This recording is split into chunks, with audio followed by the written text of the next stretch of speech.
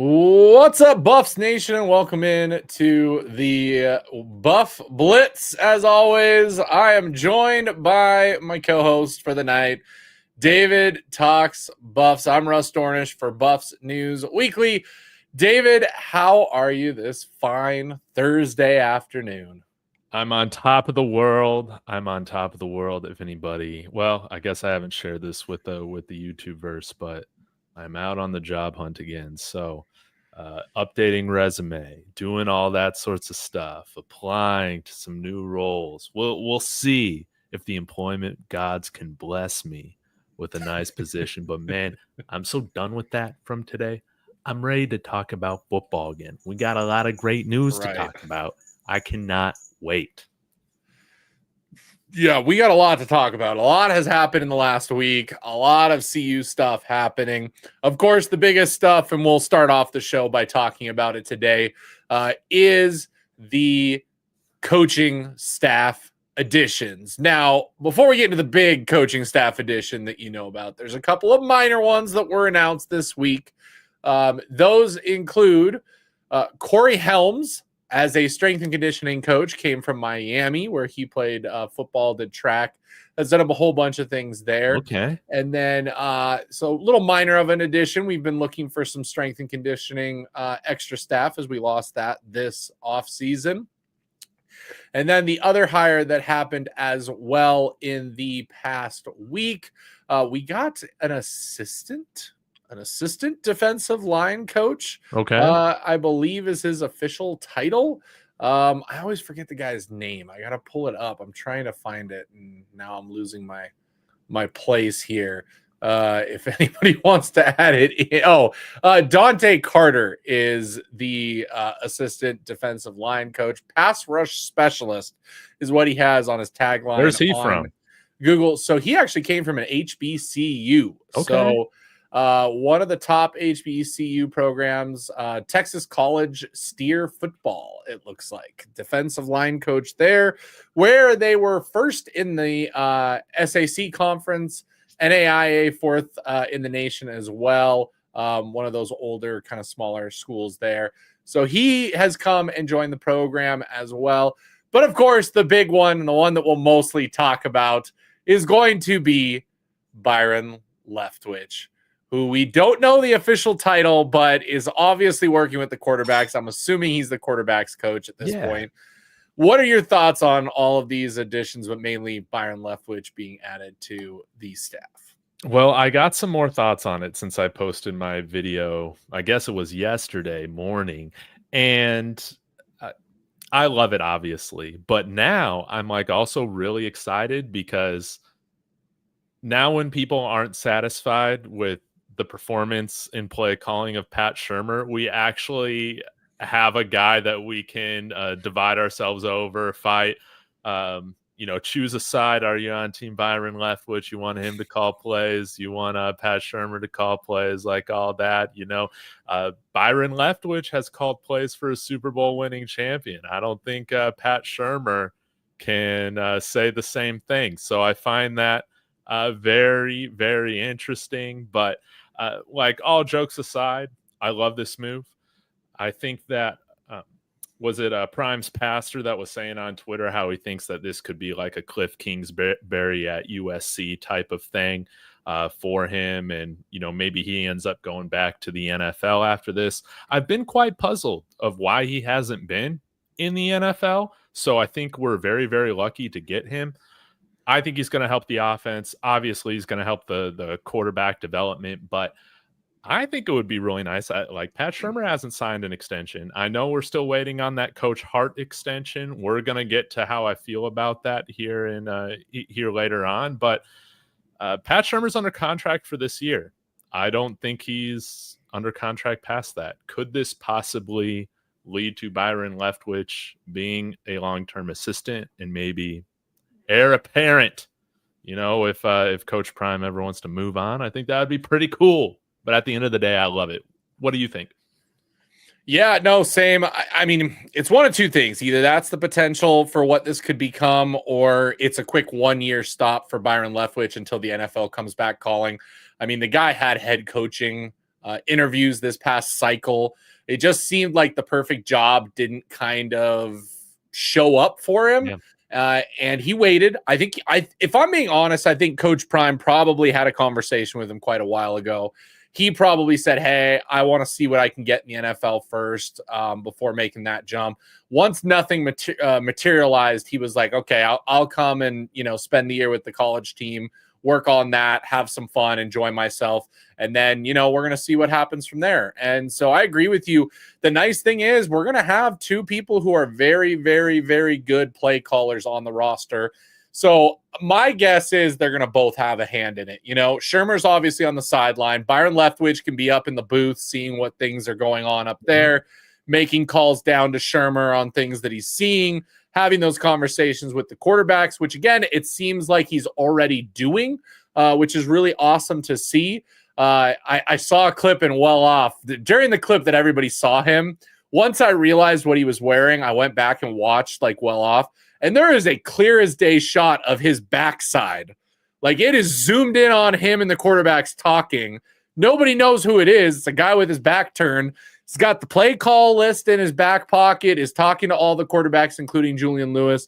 And then once you figured out that was, in fact, Byron Leftwich, based on the clothing and all that, you realize, okay, so he's working one-on-one with those quarterbacks. Yeah, that was not Pat Shermer's backside. Yeah. No. Pat Shermer is not a very, very large black man at all. So pretty obvious what happened. That is definitely awesome to see. And, I don't think this is the end of the coaching hires. And I know you want to talk about this. I know we want to kind of chime in.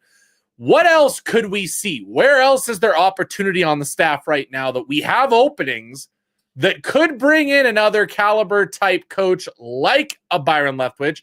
And who could that be? So, David, in your perfect world, if we were to because we're already assembling the Infinity Stones as far as I'm concerned when it comes to Deion Sanders collecting Warren Sapp, collecting Marshall Faulk, Byron Leftwich. What else can we do to complete the Infinity Stones, so to speak, and get that gauntlet going?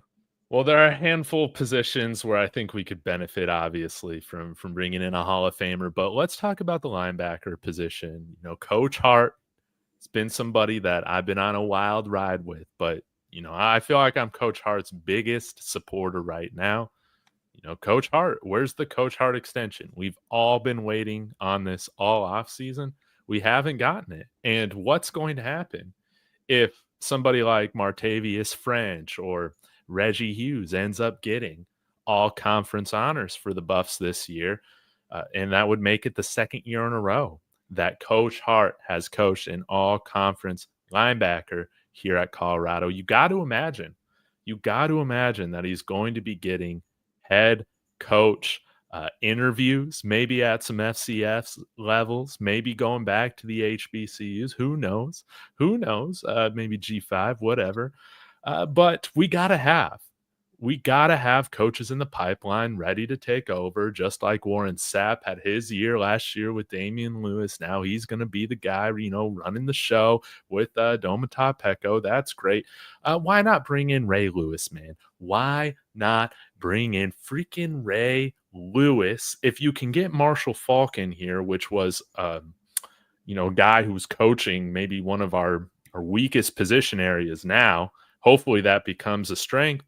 I understand. A lot of people want to see more from the linebacker position still.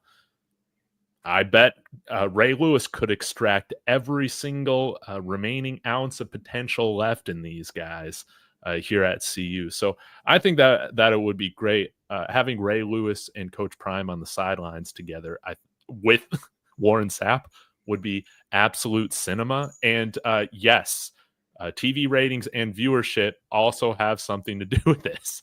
This would just be entertaining. It would be awesome. If we somehow pulled it off and got a Ray Lewis on the staff, the football world would absolutely explode. Let's be honest. The football world would absolutely explode. And if we're going to add a Ray Lewis, why not? Why not bring in an Ed Reed as well? Why not? I know he's going to be coaching high school football this upcoming year. So we know he wants to coach. you have to imagine Coach Prime has to have called him up a couple times and been like, hey, when you're ready, come on down. He's already been to Boulder to speak to the team once. So he's been out there. He obviously had the Bethune Cook, that issue happen where he was going to be that head coach. He's probably looking for that experience, but wants to coach his kid in high school right now. You add somebody like an Ed Reed and a Ray Lewis to the staff, and oh my gosh, you want to talk about the greatest staff to ever be assembled in probably the history of football at that point. Can we get to that point if, like, right now it is the best staff in college football? I'm just gonna say it. I'm sorry, you have to say that it is the best staff, hands down, in college football right this moment. Okay, I'm not saying in history. I'm not going to go back that far and look, but you can add some people like this. Why not add that much more? Because it just seems like, Coach Prime's on a roll when it comes to hiring these coaches. Yeah. Let's have fun, and let's continue to give Coach Prime reasons to stick around, man. If we're hiring all these gold jackets, why would you just want to why would you want to coach anywhere else? Guys, like, you might say, Dave, why are you bringing this up, guys? This extension should have been announced by now, man. What the heck? We better take care of it. But Russ, before we go down this rabbit trail, I just want to say I'm still waiting on Chad Ochocinco Johnson to show up. Wasn't he saying how he was going to be a coaching intern here during the fall when all the guys were announcing their commitment? I didn't know if he was serious or not. I don't think he was. I've kind of been expecting him to show up, and I know it's only week 2 of spring ball, but Jason Phillips does a tremendous job. But how about T.O. and Chad Johnson coming out here working with the guys for a few days? Come on now. I think T.O. is probably the closer out of the two to ever becoming a coach on the staff. T.O. was he's literally here every week during the season. So the fact that he could be, sure. I think Ochocinco is just joking. I think it's more of him just having a good time with his show. I think he likes what he does now. Just, kind of being a free spirit, getting to do his podcast, and that's about it. I don't think he ever was really like, I really want a position with Coach Prime. Because it would change his whole schedule. Intern. That's what he said. You can't lie to us. Ochocinco can't lie to us. I was so excited for that. Yes. And there's a lot of thoughts on it when it comes to, the Ochocinco opinion here out there. Okay. So to go off on the rabbit trail that you started discussing when it came to the contract extension, all that, I think what we saw this week was we got to find out more information about that. And we got to see that, okay, Coach Prime had his press conference for spring. Somebody asked him straight up, where's the extension? And what was Coach Prime's first response was, I've got to take care of other people first. I'm not a priority. I don't want to be the priority. I want to take care of everything else. And so to see all of these assistant coaching hires that they're doing and expanding the coaching staff, that tells me that's why the extension hasn't been done yet. I can guarantee you that Coach Prime has had talks with the university and said, hey, first, get me all the coaches that I want. I want that as part of my extension. Before we start finalizing this extension, I need the promises that I can have whoever I want on staff. I can bring them in. And the Boulder's not cheap. That Marshall Falk is probably getting paid pretty darn good for a running backs coach. That Byron Leftwich is probably getting paid pretty darn good for just a quarterback coach. Yeah. This staff, the money is there. For all those people out there that are like, oh, Colorado doesn't have any money and they're trying to, nickel and dime Coach Prime and they're not giving him what he wants. Just, write him a blank check. The university is writing him a blank check right now. It's just going to other coaches. Do you kind of see, do you think that's why the extension's not happening right now just yet? That's the only way that I can logically make sense of this, man. That's the only way. So it better get announced. I'm going to straight up be pissed off if this thing is a distraction come fall camp. It better not be. As you can tell, I'm not freaking out yet. I'm not crashing out yet, Russ. But am I mildly irritated that this is a talking point right now?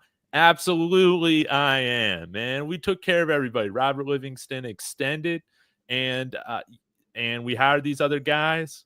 Let's make sure this is all taken care of very, very soon. And Dave, just so you know, and I told this on one of my other shows, so if your group wants to hear about this, I spoke to a pretty high level booster. If I'll tell you the name off of stream. Okay. So pretty reputable booster, I would say. And their thoughts were they're not worried. And the target right now is to get that done by the end of spring, spring game, end of spring practice time, as far as the extension goes for Prime. If we go into the summer without an extension for Prime, then we can start worrying. And you know what's going to happen if that does. We're going to start hearing it. Like, that's when the national news is going to bring headlines of Colorado doesn't have any money. Colorado is, lowballing Prime, and Colorado hates Coach Prime, and all the, usual headlines that they'll have to do to distract what's actually going on in Boulder. So I'm not going to worry just yet. I think we still got a little bit of time. I get wanting it before spring, but I think that's just where we're at right now. Yeah. Well, speaking of spring ball, the spring game, I know we didn't discuss this as part of the agenda, but I got to get your thoughts on this. What do you think? Finally, I mean, we've talked about this, I'm pretty sure, last year. I feel like all the channels have been talking about, we're sick of these dumb spring games. They're lame. Ours is played in the snow half the time. How about we play a real opponent? Do you feel like this thing with Syracuse is going to happen? I don't, not this year. I think it's going to start a conversation, though, that we've been seeing that there are teams that want to do this. And right now we know the NCAA has no power. I mean, let's be honest. The NCAA has absolutely no power right now. So my guess is they fold like a lawn chair when it comes to this idea of teams wanting to do this and letting them do it. But, I talked about it on stream and I called out Matt Rule in Nebraska and how embarrassing that should be. Because, I mean, Mike's got it right here. 7 other Big Ten teams are canceling their spring games. Deion, when you're one of the top 10 most winning programs of all time and have the longest sellout or beat Nebraska again, they will listen. I think, here's the thing. It's just embarrassing that they're so worried about their players being snatched up that they don't want to do a public spring game for their fans to showcase that. Whereas Prime's like, you know what? If somebody's going to leave, they're going to leave. That's the thing. It's not going to stop them. They're on YouTube every day. They're on exactly. YouTube every day. That's the thing. The spring game isn't making a difference for us. No. And my point is, I want players who want to be here. Enough of this. And we know this for a fact because we've heard multiple times that several of our high-ranking recruits this past year could have gone to other universities for higher amounts of NIL money. They're not coming here to become like the highest paid NIL players in the country. This is not the case of $10 million from Michigan for Bryce Underwood. This is a case of these guys actually want to be here in Boulder. They're going to get their money. Okay. They're not going to get the same amount, but they're going to get their money in different ways. And they're going to get the eyeballs that nobody else is getting. I'm sorry. Nebraska's a blue blood. Nebraska's had this long traditional history. They are not the same team they were, and we are getting a hell of a lot more eyes on this program than they are over there. Coach Prime's got darn walk-ons appearing in national advertisements making money. I don't see Matt Rule appearing in Almonds commercials with his walk-on players and getting them all sorts of NIL money. It's just not happening. We don't have to worry about that. If players are going to leave, they're going to leave. That's just my opinion on this whole thing. I think it's dumb to try and hide players because you're afraid that other teams are going to swoop in and pay them money. Well, Russ, I'm going to take a slightly different spin with this because this doesn't have to do with maybe the reasoning of why they're throwing this out there, of why they're not doing spring games. But I absolutely love the fact that there are a lot of schools just saying, you know what? We're going to stop doing the spring game for whatever reason. Why? Because spring games are lame. They're so lame. Don't get me wrong. I get excited for ours, but man, ours have been played in terrible weather. They involve 7-on-7. It's not as entertaining as even a preseason game is. So I love the fact that right now, college football is moving in some different directions. You've seen a lot of teams just straight up cancel it. That's interesting. Then you see Coach Prime, Fran Brown, maybe some other programs, Bill Belichick at UNC. Maybe he has said something, I don't know, but I think if we can get some preseason type matchups going on where you have a team come in, practice for a day or two, and then you perform against each other in some sort of competitive format, I would take that real competition 100 times over what we get every year with these different spring game formats. And it's about damn time. Death to the old spring game. This is something I think we can all align on. I want to see what I want to see what a third-year Isaiah Hodges can do, right? I want to see how our freshmen offensive linemen are looking. I want to see what London Merritt is doing going against somebody that's not our third-string left tackle right now. I want to see that. And if college football wants to continue to maximize as much profit as they can, let's do it. And this is my last point I'll say, Russ. We got to solve this problem with college football because it is the most scared version of football that we have in our society.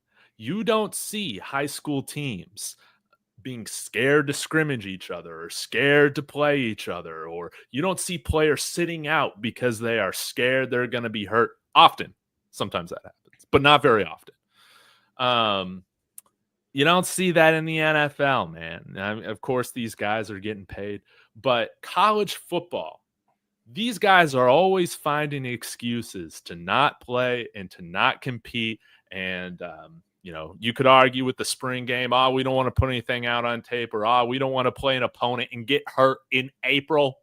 Okay, yes, there is a chance that something like this could happen, but we just saw in the NHL with the Four Nations tournament, that was fantastic. It was a nice little break. It was a little bit different. These guys were giving it their all. I want to see some real competition in the spring. If one guy gets hurt, it's not going to be the freaking end of the world. That's my point to it is, and especially because with the revenue model coming to college football more, there's going to be needs to generate more revenue overall. And I don't see really the negative to having a spring game against somebody else. Yeah. Because right now, what is our number one concern with this team going into next season? What is the one position area that we are most concerned about, just like we have been every single year for the past 3 years? The O-line, man. How's the O-line going to perform? How is the only way that we can see and have an idea of how good or bad our O-line is truly going to be? Because practice can only show so much. When you're going up against your same teams, there's only so much you can do. Give them a chance to go up against actual players. Give them a chance to go up to some live ball. Get that kind of going, moving, seeing what that looks like. You add in the fan day experience that you're going to get. I love the idea of like bringing in a Jackson State and bringing their band all the way over here, getting that, HBCU vibe for a day in Boulder. Like, I know Boulder people would absolutely love it. Like, they would absolutely love that experience. And you can't tell me that we wouldn't sell out a spring game, charge less than what a normal ticket costs, more than a spring game, by the way. I would raise that price, but not make it astronomical to where people can't go to the game. So you get your normal fans, you get fans who may not go to a normal game coming out. You pay Jackson State a good little chunk of money, not the same that they usually do when you bring in a team like that to play, a couple $1 million. I'm saying pay their travel, pay them a little bit of money on the side, have a full day out of it, have them practice a little bit. Like, I just see it as a win-win-win for everybody in part of it. I see it as a win for both teams to see what they have, to also to showcase the team, the players, the atmosphere, what we can do there. And honestly, I see that as a win for Colorado too. You don't say that there might be some Jackson State guys who come to Boulder, get to see that, game day atmosphere and might say, hey, if I have a really good season, that might be my first stop, is calling up Coach Prime and having that connection. So there's a lot of that going on, whether it's that team, whether it's Norfolk State, whether it's a Syracuse, whether it's, whoever that might be. I only see positives to playing. And I think Coach Prime has it 100% right that everyone would want to see it. And I think eventually other teams would follow suit. All these teams, canceling their stuff. Once they see the money that's piling up in Boulder during a spring game, both with a national TV audience and, how selling out that game and making it like another extra football game that they've always been wanting, they all follow suit. You just watch. Russ, we see these lame bowl games, get sponsors and have trophies, and it's the dead period, man. Like April, there's nothing going on. we could make this some sort of showcase where there's a sponsor and a trophy at the end if we wanted to, kind of like the NBA mid in-season tournament or whatnot. But also, I think, these guys really want to hit each other, man. They really want to make some hits. You got to wait like 9 months until you can legitimately hit somebody. No, I don't like that. And I still think, although I think we took a nice step from 23 to 24 with our toughness and physicality, we still have ways to go, I think, in becoming the toughest program in the Big 12. There's so much limitations right now, or so many limitations right now with how often you can hit in practice. It would be cool to have a game to where you could actually get that game type intensity, speed going on, and where you could get some full contact. I think that would be pretty fun. Maybe not on the quarterbacks, but everybody else. This is a tangent too, but this is why I hope we see this team practicing outside a little bit more. I want to see this team be tough as nails come fall, and practicing out in the elements in Boulder should be an advantage for us in the Big 12. Yeah, I would absolutely agree. All of that is exactly the point of everything that's happening right now. So I hope that does. Now, outside of the spring talk conversation with the spring games, spring practices, all that, we did have a little bit of recruiting news today, David, and a lot of people in the chat. A lot of people in chat are wanting to talk about this, okay? I've already seen a ton of comments. We've got the hashtag Get Sincere Brown to Colorado. I had people on the show yesterday talking about him. I had no idea who this person was, so I started to dive into it, and guess what happens today? Colorado extends an offer to this kid, okay? So this is looking more and more like a big-time potential ad. He is, by the way, already in college, so it's a transfer player that they're talking about, not a recruit. So this is this is going to happen soon type of play. But I want to show you just real quick and show you a little bit about this kid. By the way, he's 6'5". Camels? David, what school's the Camels? So Campbell, he is at Campbell University. So small time school. Looking to transfer to Power 4. 6'5", David. Super speed, super glit. By the way, if you guys follow Buffed on Prime, he has an entire video that he just put out on Sincere Brown that he had already coming out before he got offered by Colorado, saying that Colorado should offer him, because saying that he's one of the fastest 6'5" players he's ever seen. Just with the way he's able to come out of breaks, the way that he's able to high point the ball every time.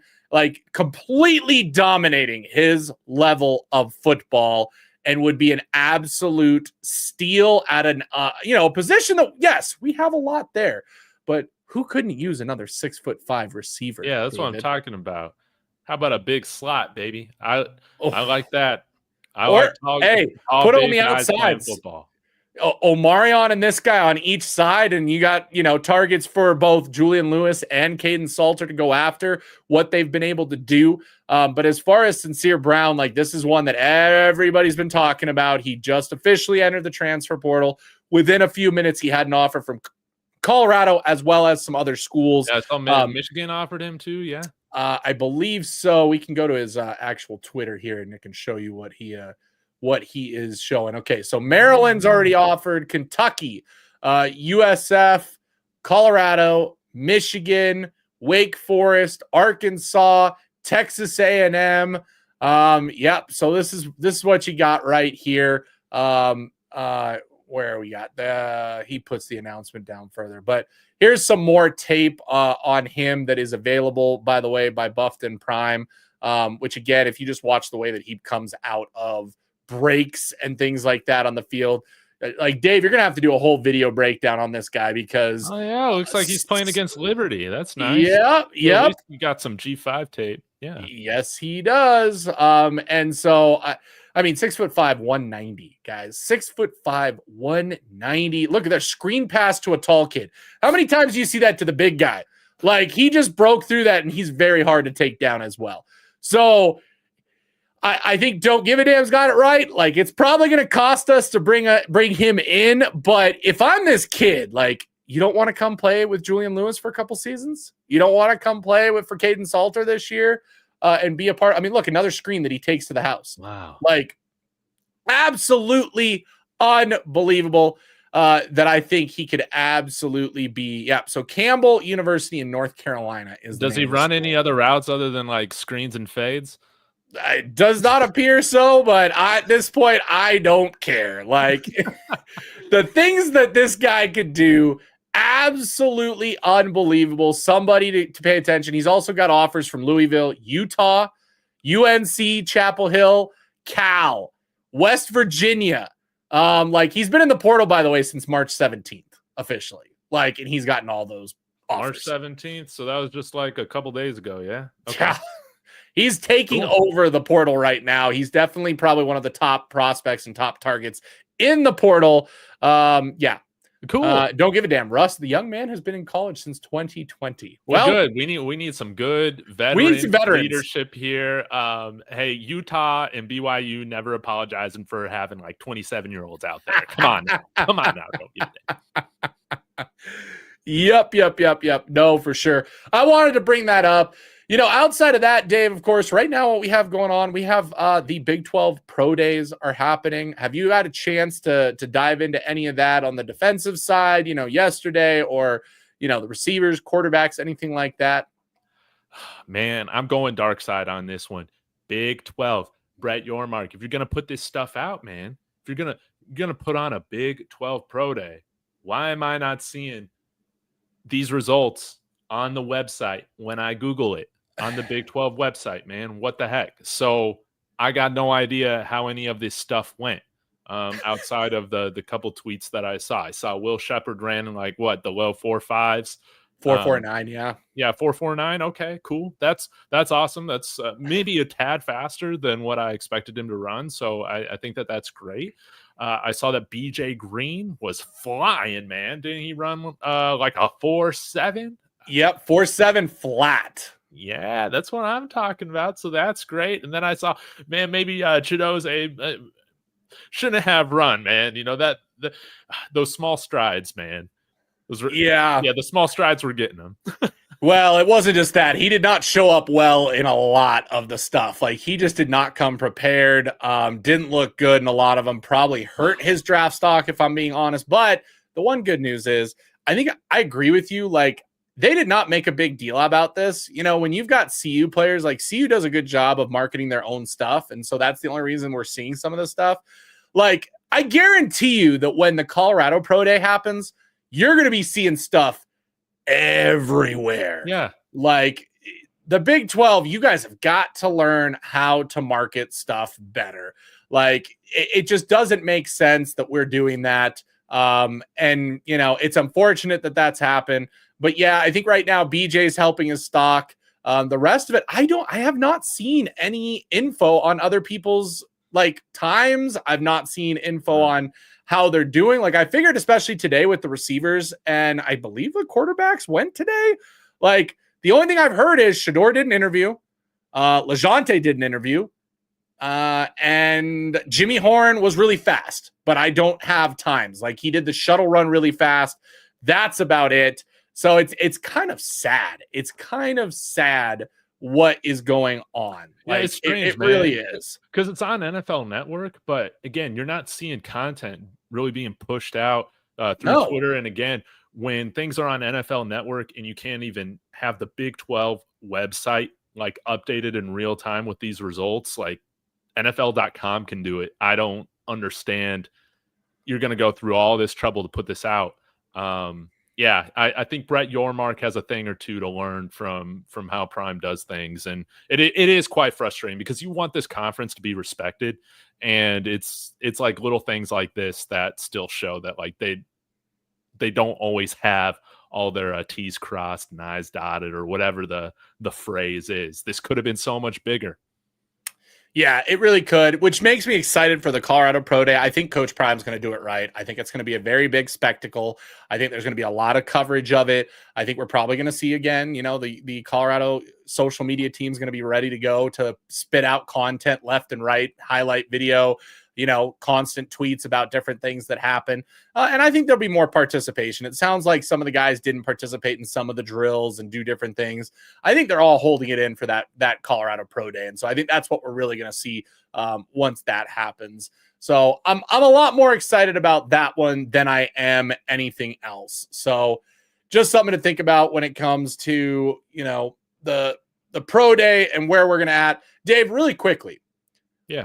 I want to get your opinion on the draft. So what do you think as far as Colorado draftable players? How many players, and we've talked about this in my chat a number of times over the last couple of weeks, anywhere between, I think, like 3 to 8 players is what people are saying. Where are you falling along in a realistic expectation of how many Colorado players are actually going to be drafted into the NFL during the NFL draft this year? I think we get, I won't give a range. I'm just saying what I think we get 3. You're going to go with the 3. Who are the 3 besides the obvious 2?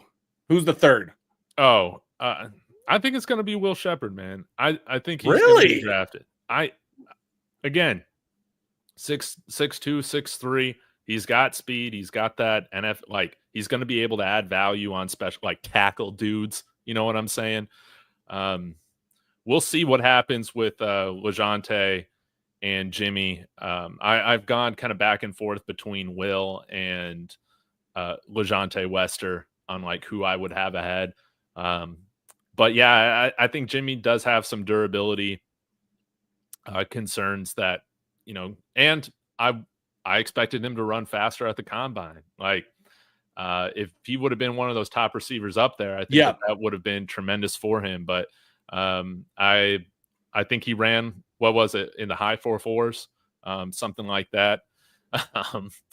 But actually, Will Shepherd had I think the lowest drop percentage on our team, funny as it is, outside of maybe Travis. But the rest of the guys, I think his drop percentage was under 5%, which is very, very good. But anyways, that's kind of how I think it's all gonna go down. I think if things go very, very well, we could see all 3 of those guys drafted, and we have 5 draft picks. But outside of Travis and Shedeur, I don't think anybody is a safe bet to get drafted yet. Yeah, I'd agree with that. I'm going to go with my number has been right around 4. I think, and especially after the speed that BJ showed with the pretty quick sprint and what he was able to do, I think he might be a late round selection. I love that. And then I do think out of the receivers, I'm honestly on LeJohntay. Like the praise he's been receiving, what he's been able to do so far this offseason, what he did during the season. If you watch the tape, like, the guy was open every single play. I think he would be a late round steal by a team to take him, and so a flyer.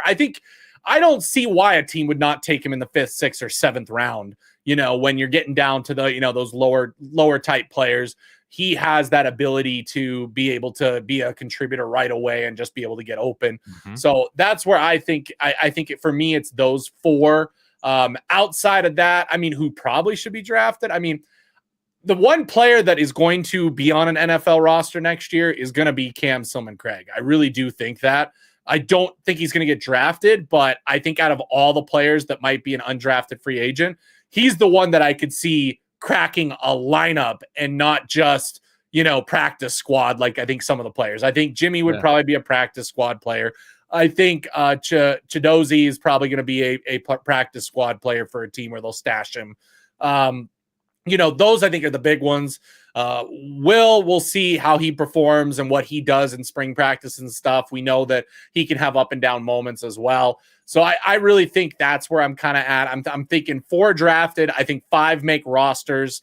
And I think that's, where we're at come, next fall when it comes to the NFL season. I love that, man. I love that. Do not take this for granted. It's been a long time since we've had multiple buffs drafted. So side note, man, right now, where do you think Shedeur's going? I think the smoke is there for Cleveland more and more, and I hate it. because I wanted, out of all the teams that are in that kind of top 5 position, I think the Giants would be the best location for Shador. I think they have the closest team to competing, and we all know what Cleveland is for a quarterback.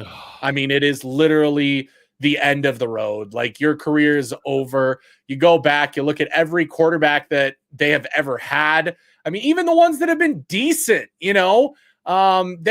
just don't do the same things in Cleveland that they did elsewhere. And when Cleveland fans are clamoring for Joe Flacco to return because they think he's the greatest, like, that just shows you what kind of low expectations they have there. And I don't have a good feeling about Shador going to Cleveland. And I know what's going to happen. Like, he's not going to perform just like every other Cleveland quarterback out there. And people are going to say, see, he was a bust all along. I do think Dave, I do think that some of the quarterbacks that we've seen enter the NFL, they have blown out or burnt out or, been a bust because of where they ended up. I go back in time and look at some of the quarterbacks that have ended up in Cleveland. You want to know the one quarterback, and this might be my hot take of the day, but the one quarterback that I was like, I still don't know how he didn't become successful. But then when you see the team that he played for at that time, and he had probably the worst Cleveland roster in the history of mankind. But I'm going to go all the way back to Couch when they took him with their first ever pick. Like, that dude could sling a rock in college. And the fact that he went to Cleveland as an expansion team and they had no offensive line whatsoever for him, and he got absolutely murdered for 2 seasons. Like, you have to imagine that hurts somebody's psyche. So for me, I see those type of things happen, and I'm just like, oh God, here we go. Shador's getting hit, his whole career ruined. Like, if there was ever a time for Coach Prime to step in and say, hey, my son's not playing here, like, we're not doing that, I'm sorry, it's Cleveland. Like, your thoughts? I feel like right now, Buffs fans or any fans of Jackson State don't take this personally, but it just is what it is. It's like Shador's been destined to play for shitty situations throughout his career right now. And I would hate to see that continue in the NFL, but at least you can say he's used to it and he understands, I think, the dynamics of what needs to change in order to see a culture change.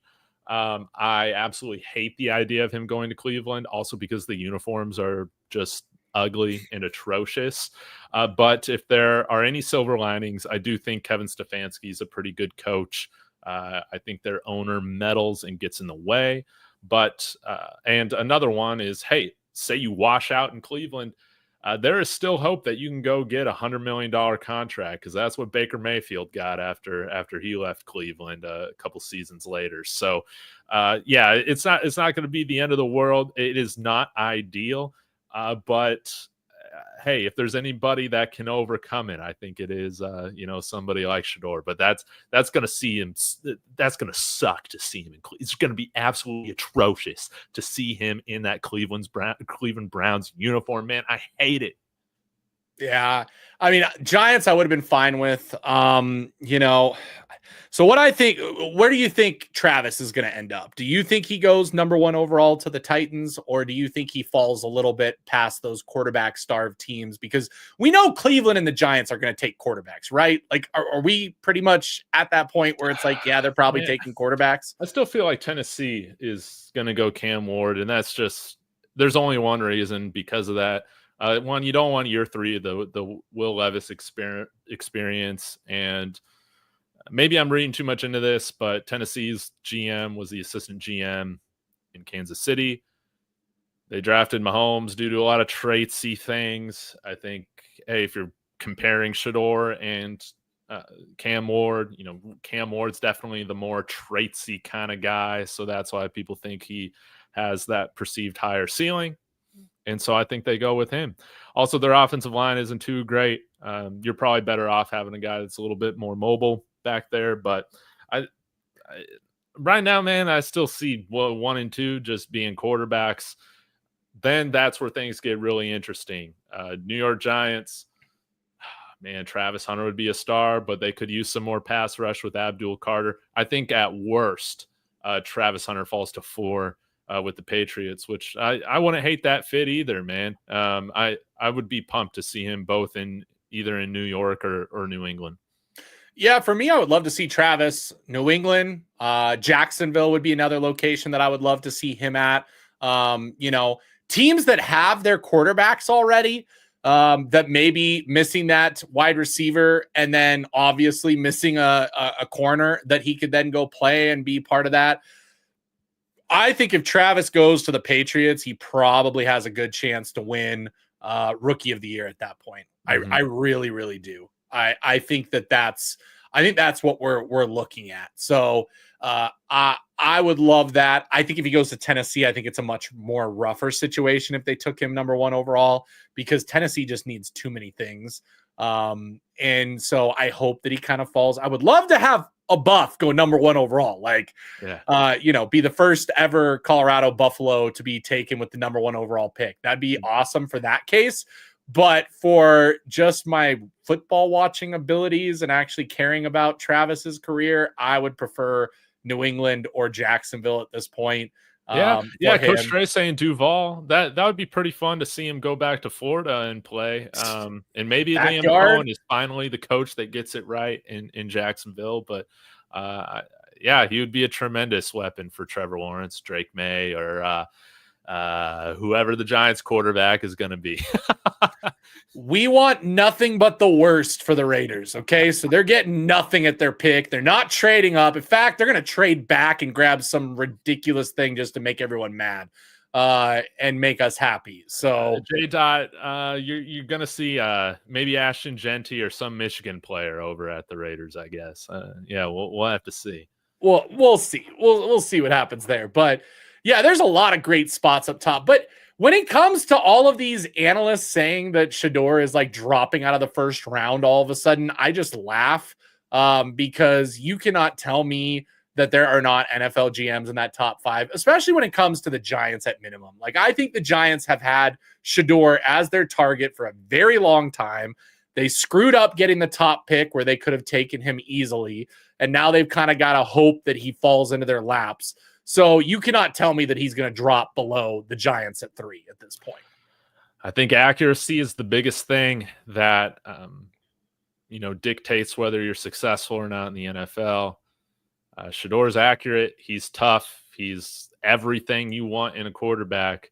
I guess the dings are you wish he was a little bit more mobile and you wish maybe he was a little bit taller, but 6'2" can get it done, man. And I think, again, we've watched every throw Shedeur's made since being here at Boulder, at least. And the arm strength's fine, man. The arm strength's fine. Remember, man, they were questioning our new franchise quarterback out in Denver, Bo Nix, saying he didn't have a strong arm, that he was a short pass merchant. But the advanced analytics have shown, Shedeur was throwing deep. He was accurate. He had the same downfield accuracy as Cam Ward did. I believe they completed the same amount of passes beyond 20 yards with the same attempts. It's not a Josh Allen ball, man, but I think he can get the job done. If Shedeur is going to become a hit in the NFL, it's going to be because his brain continues to develop.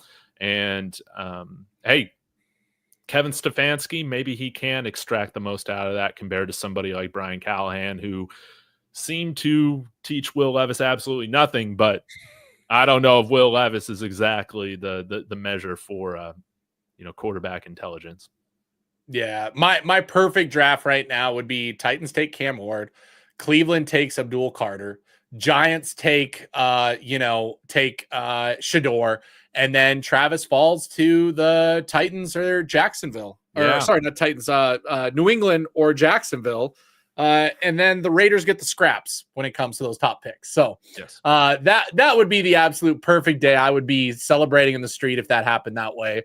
And like I said, I mean, the more Buffs players that can get drafted, the better. I know we've gotten some, kind of Buffs / Broncos related questions. Oh, yeah, this one's good, David. From Coach Trey. Well, and I got this one that I start as well for you. So the Broncos have 3 6th-round picks.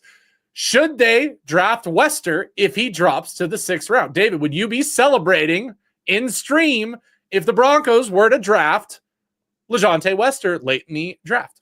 I'll say this, man. if you get upset about any pick your team makes in the 6th round, there's something wrong with you mentally. You need to seek help.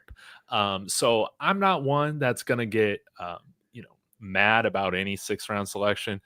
I'm going to be fired up if we draft a buff or two there in the 6th round.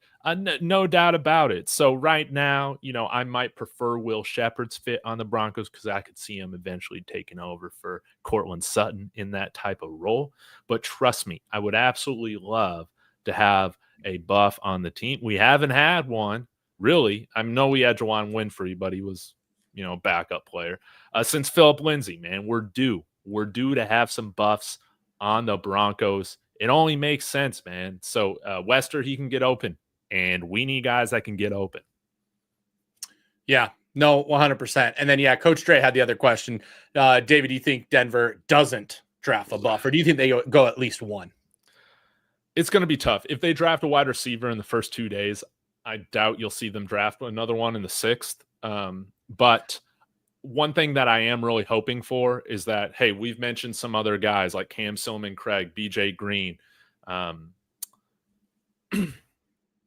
Shiloh, sorry. But there are some other guys that could go undrafted that I'm hoping, with Denver being so close in proximity, they've spent a lot of time with these guys. They know these guys in and out, and they are brought in as UDFAs to compete for roster spots and or practice squad positions come the fall. So I'm really hoping we have a handful of guys coming out to Dove Valley from Boulder. And it's been a little while since Boulder's had that type of talent to where we could kind of just grab a handful of guys from down the road, have them drive down I-25 and suit up for camp with the Broncos.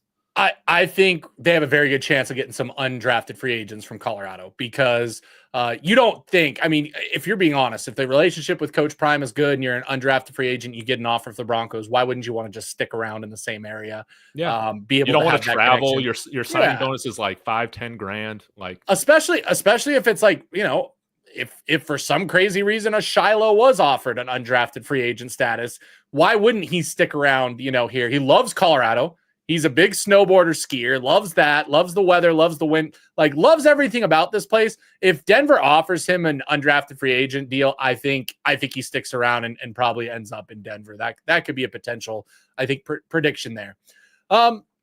Okay. Well, I'm going to have to call it for now. I've got to get out of here and head on out. But Dave, appreciate you for joining me as always. We're going to keep doing this throughout the off season. You got anything else going on? Anything you're going to be trying to go to or do right now? Nah, man, just be on the lookout for more videos. I guess I got some videos to do about recruiting, as well as maybe next week we talk about some of the risers or more of the surprises with spring ball, but a little bit of teaser on this. Hey, how about Zach Owens? Zach Owens, I think, has been looking better conditioned than what we've seen. And this is what happens when you spend a couple years in a program, then you're going to be ready. So I'm going to do a video on Zach Owens over the next few days as well. I think that could be pretty cool. That's awesome. Yep. Appreciate everybody for tuning in. Of course, make sure you're liking the video wherever you're at. Jump over to the other person's channel and subscribe. We're continuing to grow as a Buff Nation content creator, just conglomerate over here. Yeah, didn't you get like 20,000 views on one of your other videos this week? I'm at 25 in the last 2 days. I have 50,000 plus views on videos. Absolutely. So we're killing it right now. And I'm almost to 5,000 subs. And I thought that was going to take a while. But we've gotten about 250 subs in the last 2 days as well. So incredible, man. I absolutely love what everybody's doing, all the love that I'm seeing. So appreciate it, guys. Thank you so much for tuning in for the Buff Blitz. I'm Russ and my co-host David Talks Buffs. Have a great night. Go Buffs. Buffs.